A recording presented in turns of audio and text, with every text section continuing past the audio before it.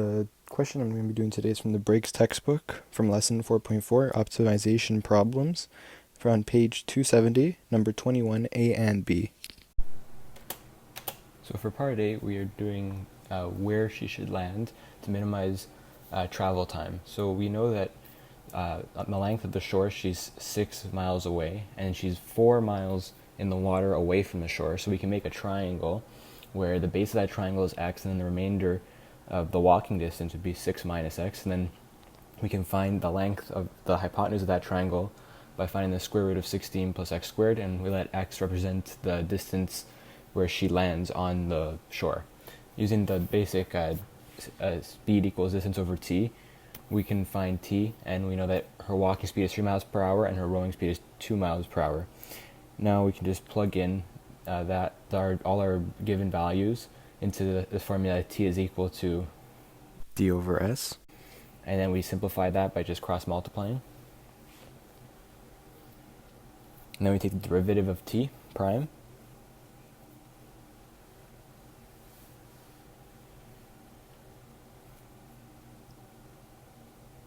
And then we're just going to isolate for x, so we're just going to add 2 to both sides in the next step.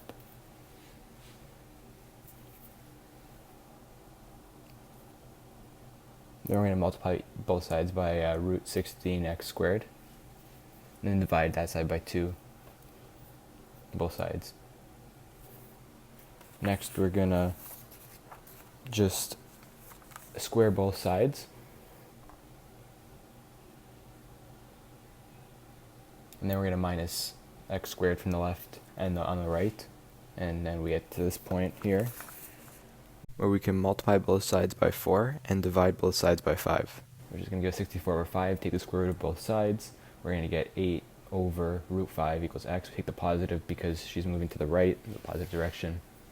And therefore we know that to minimize travel time, she would land at x equals 8 root 5 over 5 miles.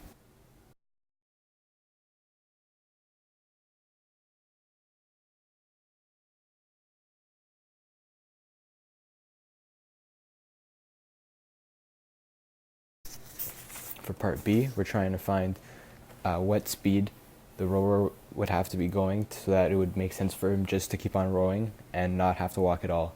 So basically we're using the same time equals d over s formula, and we're just going to plug that back up, and then we're just going to introduce a new variable v, which represents the velocity of the rower, or of the boat.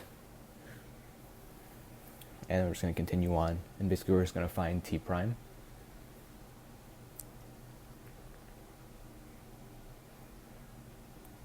Now that we have derivative of t prime, we just isolate for x.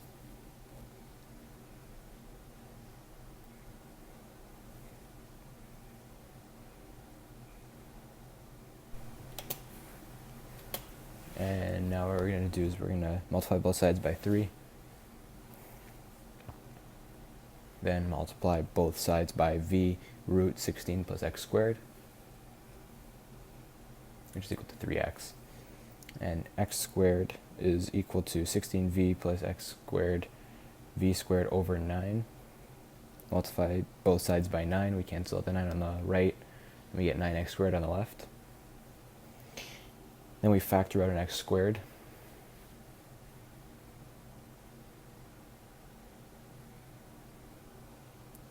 which is equal to 16v, and now we have x squared is equal to 16v squared over 9 minus v squared.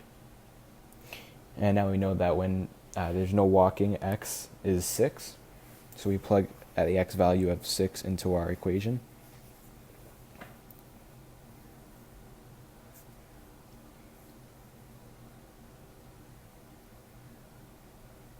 And then we multiply both sides by 9 minus v squared,